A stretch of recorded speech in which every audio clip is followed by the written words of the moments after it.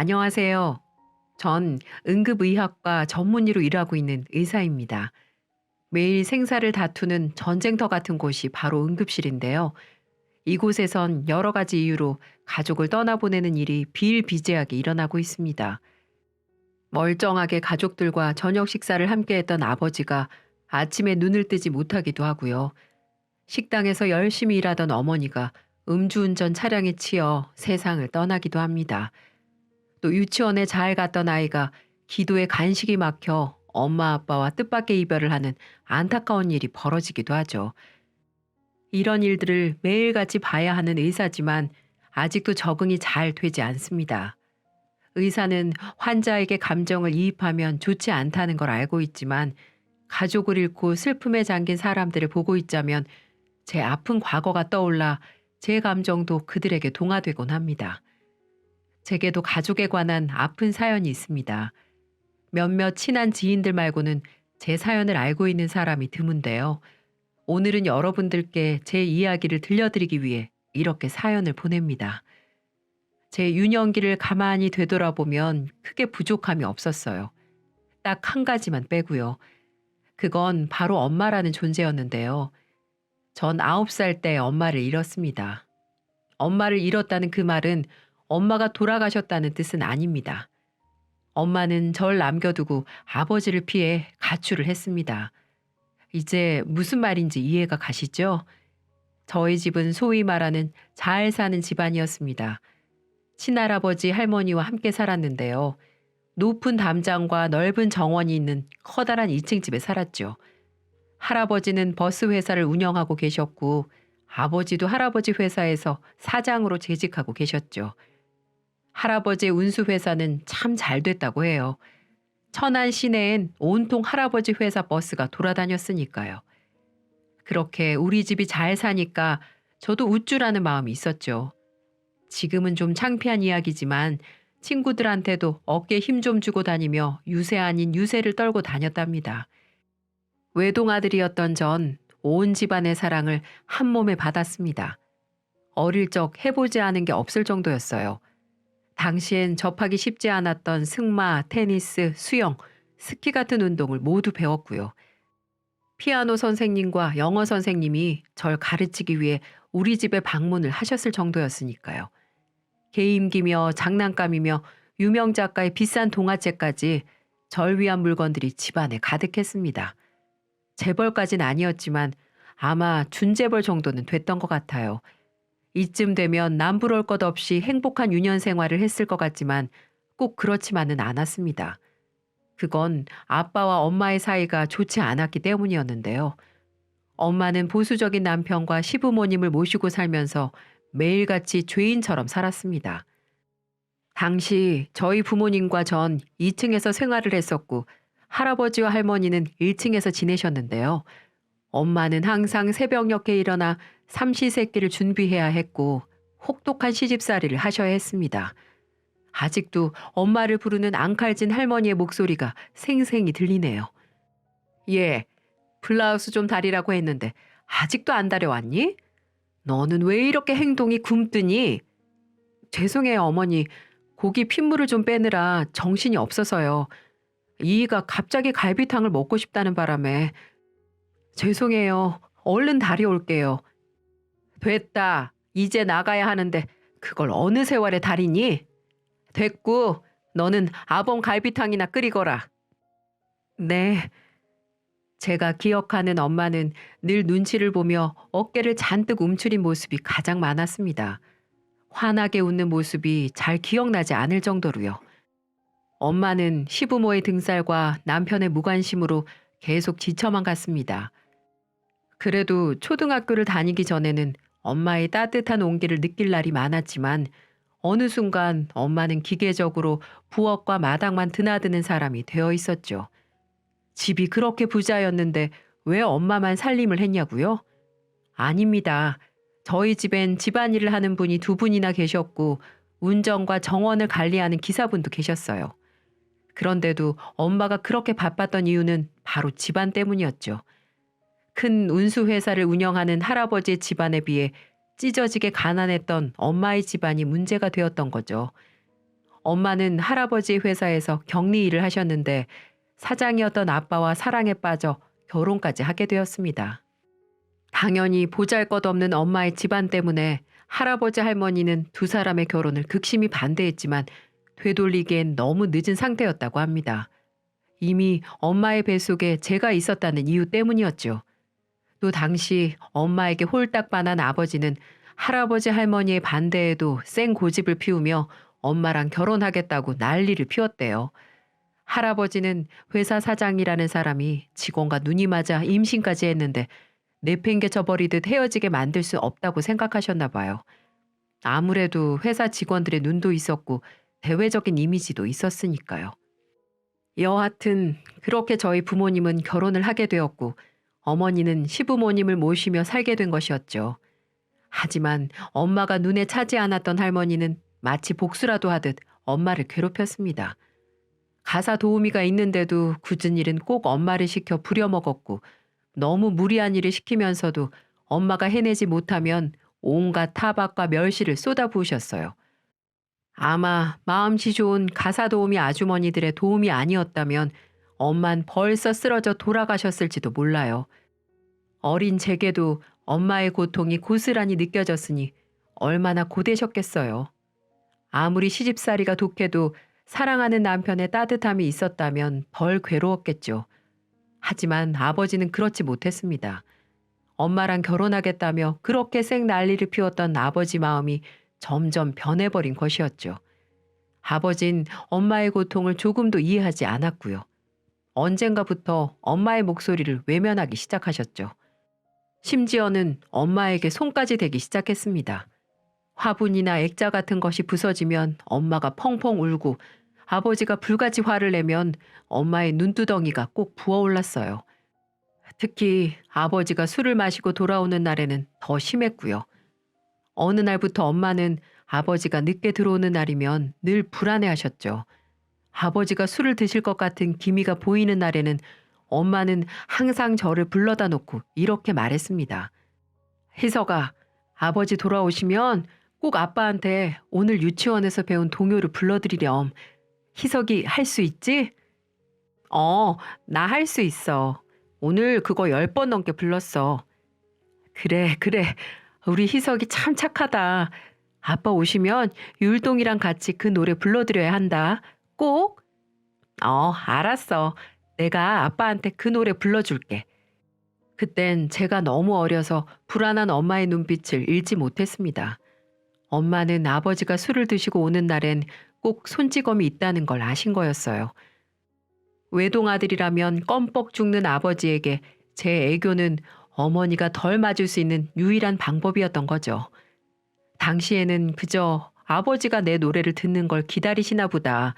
내가 노래를 더 잘 부르면 아버지가 껄껄 웃으시니까 노래를 많이 불러야겠다. 그렇게만 생각했어요. 물론 아버지는 제가 애교를 부리면 무척 좋아하셨습니다. 우리 희석이, 우리 장손 이러시면서 싱글벙글 지갑을 열어 용돈을 펑펑 주셨어요. 그러다가도 엄마가 눈에 띄면 시뻘건 눈을 무섭게 뜨고는 막말과 함께 폭력이 시작되기도 했죠. 사실 제가 여러분들에게 이 사연을 전하기 위해서 당시를 회상하는 것 자체가 힘이 듭니다. 저는 방관자나 다름없습니다. 아무리 어린아이였어도 엄마가 아버지에게 맡고 있다는 걸 전 분명히 인식했어요. 하지만 전 아버지를 말리지 못했습니다. 아버지가 준 10,000원짜리를 손에 꼭 쥔 채 그저 아버지 발길질에 채이고 있는 엄마를 물끄러미 보고 있기만 했죠. 어깨가 들썩거리고 심장이 쿵쾅거리긴 했지만 그것이 그냥 엄마가 아빠에게 잘못을 했기 때문에 맞는 거라고 생각했습니다. 그러니 전 방관자가 맞습니다. 더 우스운 건 할아버지 할머니도 이 폭력에 대해 함구하고 있다는 사실이었어요. 2층에서 큰 소란이 있는 걸 뻔히 알면서도 단 한 번도 엄마를 때리는 아빠를 말린 적이 없었죠. 당시 그 커다란 집에는 엄마의 편이 단 한 사람도 없던 것이었습니다. 그렇게 시간은 흘렀고 제가 초등학교 3학년이 되었을 때쯤이었습니다. 제 기억엔 할아버지, 할머니, 그리고 아버지까지 아무개 결혼식에 참석할 일이 있었는데요. 그날 엄마가 절 부둥켜 안고 울면서 이렇게 말하더군요. 희석아, 엄마 요 앞에 잠깐 다녀올 거야. 그러니까 엄마 올 때까지 집에서 얌전히 기다리고 있어야 해. 곧 있으면 아빠도 올 거니까 그때까지 어디 가지 말고 있어야 한다. 어? 알았어, 엄마. 그런데 왜 자꾸 울어? 음, 아까 연속극 보다가 너무 슬퍼서 엄마 갔다 올게. 빨리 갔다 와. 엄마는 대문 밖을 나서면서도 자꾸 저를 돌아보며 망설였어요. 그렇습니다. 그것이 제가 엄마를 본 마지막이었어요. 아마 엄마는 더 이상 이 집안에서 살 자신이 없었겠죠. 아버지의 폭력과 시부모님의 냉대에 무척 지쳤을 겁니다. 엄마가 죽는 거 말고 할 수 있는 건 오직 그것뿐이었을 겁니다. 그러니 자식을 버리고 도망칠 생각을 했을 거고요. 엄마가 사라진 걸 알게 된 집안 식구들은 난리가 났습니다. 할아버지는 아버지와 기사 아저씨에게 고래고래 소리를 지르며 당장 잡아오라고 노발대발하셨고, 할머니는 절 꼭 끌어안으며 어떻게 애만 혼자 남겨놓고 도망을 치냐며 엄마 욕을 해댔죠. 전 엄마가 진짜 잘못했다고 생각했어요. 분명 저한테는 요 앞에 잠깐 다녀온다고 했었는데 날 혼자 남겨두고 도망쳤다는 사실에 화가 났습니다. 할아버지가 화를 낸 것도 할머니가 욕을 하는 것도 전부 엄마 탓이라고 생각했죠. 거기에다 아버지는 풀이 죽어 있는 제게 이렇게 말했습니다. 이제부터 네 엄마는 잊어라. 네 엄마는 다른 아저씨랑 살겠다고 우리 가족 배신하고 도망쳐버린 거야. 희석이도 잘 알지? 잘못을 저지르고 도망치면 뭐지? 도둑놈이지? 네 엄마는 도둑놈과 똑같은 거야. 아버지 말 잘 알겠지? 전 아버지의 말이 모두 맞다고 생각했습니다. 정말 엄마가 너무하다고 생각했어요. 다시는 엄마 생각하지 않겠다고 다짐하고 또 다짐했죠. 노트에다 빨간 색연필로 노연자라는 엄마 이름을 써놓고 그 위에다 X 표시를 얼마나 그렸는지 모르겠습니다. 어린 제 마음에도 엄마에 대한 배신감으로 가득했던 것이었죠. 따뜻하게 날 안아주었던 엄마, 온 세상을 얻은 것 같은 표정으로 바라봐주던 엄마.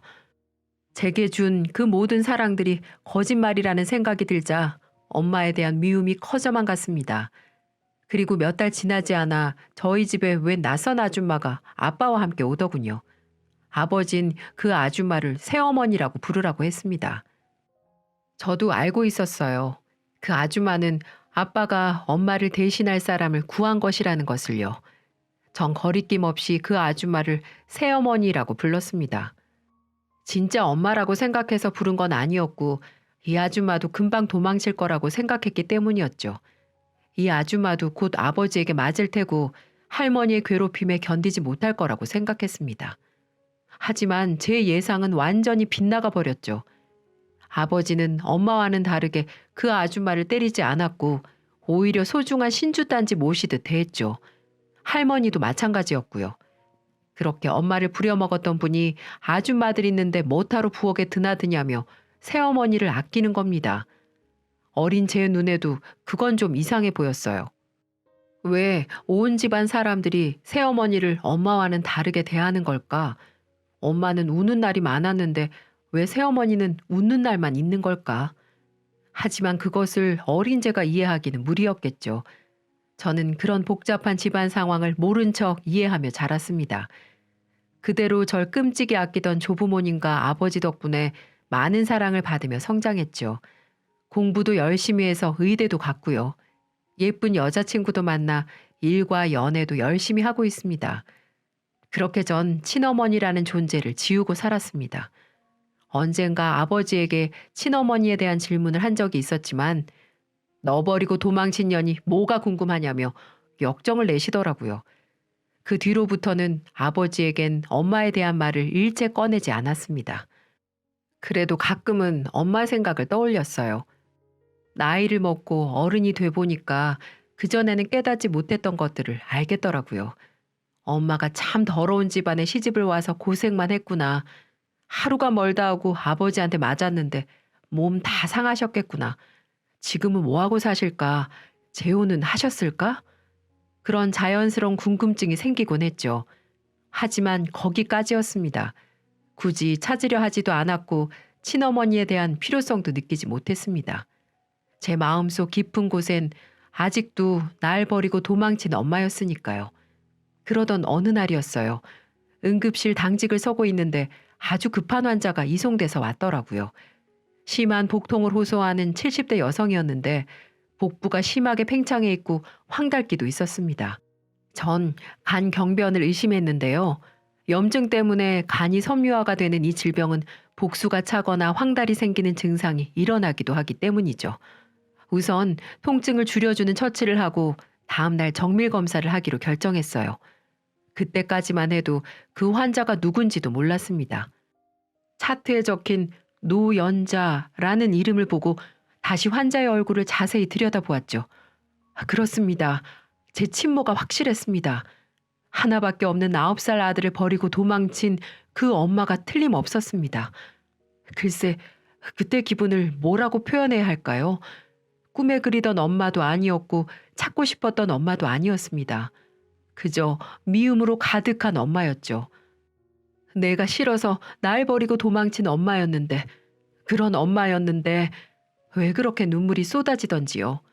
저도 그런 제 감정을 이해할 수가 없었습니다. 눈물을 펑펑 쏟아낸 저는 엄마가 정밀 검사를 다 마칠 때까지 이 사실을 말하지 않기로 결정했습니다. 제게도 생각할 시간이 필요했고 아파서 온 엄마에게 충격을 줄 수도 있으니까요. 입을 꾹 다물고 모른 척하며 이렇게 말했어요. 노연자 환자분, 제 소견으로는 간경변이 의심됩니다. 간에 염증이 생겨서 딱딱해지는 질병인데요.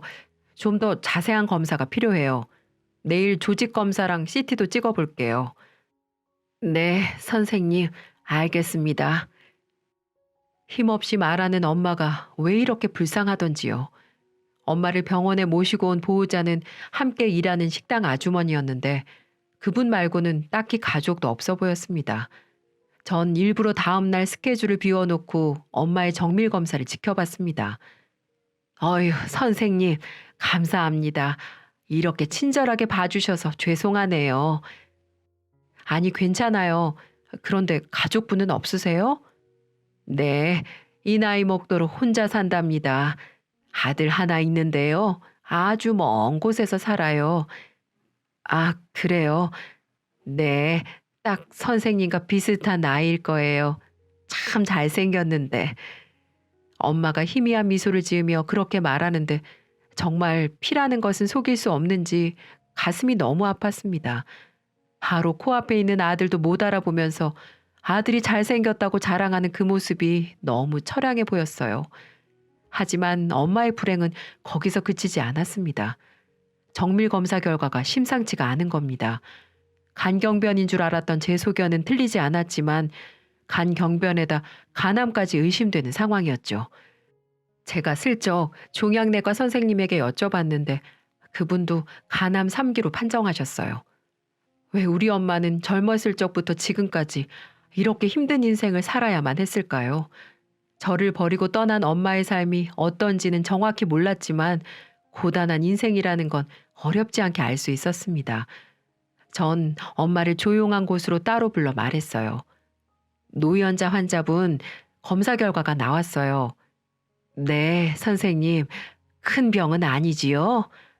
아니요, 큰 병입니다. 그것도 아주 큰 병이요. 네? 무슨 병인데요? 간암이세요. 간암. 환자분, 대체 몸이 이렇게 될 때까지 왜 모르고 계셨어요? 건강검진을 정기적으로 하시긴 한 거예요? 연세가 드실수록 건강관리 신경을 쓰셨어야지. 이게 뭡니까? 좀 더 정밀하게 검사를 해봐야겠지만 이 정도면 거의 3기예요. 3기면 이식술 말고는 답이 없다고요. 답이. 선생님, 저도 모르게 화가 막 나더라고요. 저 버리고 도망쳤으면 건강히 잘 살기라도 하지. 이렇게 병들고 외로운 모습으로 나타난 엄마가 원망스럽더라고요. 노연자 씨, 저 모르겠어요? 정말 제 얼굴 못 알아보시겠어요? 엄마는 그제야 제 얼굴을 찬찬히 뜯어보더라고요. 엄마는 눈을 휘둥그레 뜨곤 물었습니다. 설마 너 희석이니? 내 아들 희석이가 맞니? 아이고, 희석아, 내 아들 희석아. 엄마는 절 붙들고 한참이나 통곡을 하셨습니다. 이제 죽어도 원이 없다며 암이고 뭐고 다 괜찮다며 눈물을 쏟아내시더라고요. 전 그날 수십 년간 쌓여있던 이야기를 엄마와 주고받았습니다. 그리고 정말 충격적인 사실도 알게 되었죠. 엄마는 변변치 못한 집안 때문에 시어머니의 구박을 엄청 받았다고 했습니다. 그래도 언젠가는 당신께 마음을 열어주실 거라고 믿으며 꾹 참고 버텼대요. 하지만 엄마의 희망은 날이 갈수록 산산이 부서졌고 믿었던 남편마저도 냉랭하게 구는 모습에 절망을 했답니다. 아버지는 어머니에게 이혼을 요구하셨대요. 한순간 실수로 그렇게 된 거라며 당장 헤어지자고 종용을 하셨답니다.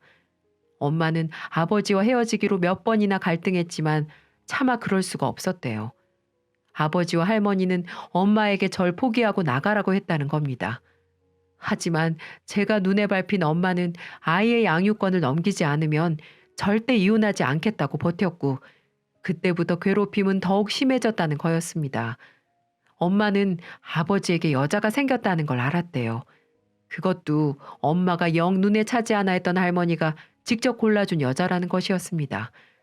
처음엔 엄마를 사랑했던 아버지는 할머니의 꾀임과 설득에 넘어가 버렸고 새로운 여자의 눈이 뒤집혀 엄마에게 정을 떼버리고 만 것이었죠. 하지만 온갖 괴롭힘과 냉대에도 절 끝까지 포기하지 않자 그들이 엄마를 정신병원에 강제 입원시키려고 준비했다는 것이었어요. 그 사실을 알게 된 엄마는 도저히 버틸 수가 없었고 그 집에서 도망을 친 것이었죠. 그제야 모든 게 납득이 됐습니다. 왜 엄마가 도망칠 수밖에 없었는지, 왜 새어머니가 아버지 할머니에게 예쁨을 받으며 살았는지를 말이죠. 희석아, 널 데리고 도망칠까도 생각해봤어. 하지만 빈손으로 도망치는 엄마가 너에게 뭘 해줄 수 있었겠니? 그래도 네 아버지와 할머니는 널 아끼니까 부족함 없이 잘 키울 거라고 생각했어. 그래서 널 두고 도망쳤단다. 그 말에 억장이 무너지는 것 같았습니다. 엄마는 절 버린 것이 아니라 빼앗긴 것과 다름없었던 것이었죠. 엄마가 도망친 후에도 시댁 사람들은 엄마를 찾기 위해 눈에 불을 켰다고 해요. 엄마를 확실히 정신병원에 입원을 시켜야 혹시 모를 양육권 시비에서 유리할 거라는 생각이었을 겁니다. 여기저기를 떠돌아다니며 허드렛 일로 연명하던 엄마는 어떻게든 절 보기 위해 애를 썼다고 합니다. 하지만 엄마 혼자 아무리 노력을 해봐도 자식 얼굴 한 번을 볼 수가 없었다는 것입니다. 전 아버지의 냉혹함에 치가 떨렸습니다. 아니, 돌아가신 할아버지와 지금의 할머니에게도 배신감이 들더군요. 그분들이 절 부족함 없이 키워준 건 맞지만 어떻게 제게서 엄마를 빼앗을 수가 있을까요? 엄마를 빼앗은 것도 모자라 제 머릿속에 엄마가 매우 나쁜 사람이라는 인식을 심어둔 것도 바로 그들이었습니다. 전 그날 본가로 내려가 아버지와 할머니를 만났어요. 그리고 엄마를 만난 일을 말씀드리고 이제껏 있던 일을 똑똑히 알려달라며 따졌습니다. 아버지가 인상을 구기며 이렇게 말하더라고요. 그 미친년 말을 그대로 믿니? 내가 왜 정신병원에 넣으려고 그랬겠어?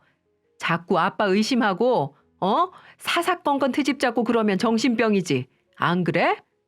할머니도 똑같았습니다. 희석아, 그 여자 말 믿지 마라. 걔가 네 친모지만 아주 악질이야. 일부러 네 아버지 꼬셔서 널 덜컥 임신해 놓고 집안에 들어온 거야. 우리 재산을 노리고 말이지. 그래서 이 할미가 그렇게 조치를 취한 거야. 그런 천박한 여자에게 우리 집안 재산을 빼앗길 순 없잖니. 정말 어처구니가 없더라고요. 당신들의 잘못이 무엇인지 조금도 깨닫지 못하는 것 같았습니다. 전 두 분에게 이렇게 말했습니다. 저 이제 두 분 보고 싶지 않아요. 이제 저 엄마 모시고 살 테니까 두 분도 저 없다고 생각하고 잘 사세요. 아시겠죠? 그리고 대문을 박차고 나왔습니다. 전 친엄마를 모시고 잘 아는 간 이식센터 교수님에게 엄마의 수술을 맡겼습니다. 역시 간암이 상당히 많이 진행된 상태라 이식 말고는 방법이 없더라고요. 그래서 엄마는 생체 간 이식 수술을 받으셨습니다. 정상적인 간의 일부를 떼어내어 간질환 환자에게 이식을 하는 방법이죠. 간을 누가 떼주었냐고요? 당연히 제가 떼드렸습니다. 간을 떼주려면 공여자의 건강 상태나 체구가 무척 중요합니다. 체구가 크면 간도 클 테니까 간을 많이 떼줄 수 있거든요. 전 잔병 하나 없이 건강했고 체구도 아버지를 닮아 컸습니다. 혈액형도 엄마와 똑같아서 공여자로는 제가 가장 적합한 사람이었어요. 그리고 간 조금 떼어드리는 거 제겐 그렇게 어려운 결정도 아니었어요. 수술은 잘 됐어요. 엄마와 저는 아주 건강하고요. 제가 마련한 거처에서 엄마와 아주 잘 지내고 있답니다. 엄마는 의사 아들 때문에 당신이 산 거라면서 툭하면 눈물을 찍습니다. 수술이 잘 끝난 지 벌써 몇 년이나 흘렀는데도 그러세요. 아버지와는 어떻게 지내는지 궁금하시죠? 네. 그래도 완전히 연을 끊고 지내기는 어려워서 가끔 전화드리고 어쩌다 식사도 한 번씩 합니다. 아버지가 주신 사랑도 사랑이니까요.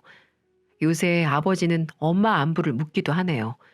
아버지가 당신의 잘못을 뉘우치고 있는지는 잘 모르겠지만 그래도 아주 조금은 미안한 감정이 있는 것도 같아요. 제 이야기는 여기까지입니다. 수십 년 동안 엄마 자리가 비어 있었지만 지금이라도 채울 수 있어서 참 다행이라고 생각합니다. 함께 해주신 여러분 감사합니다.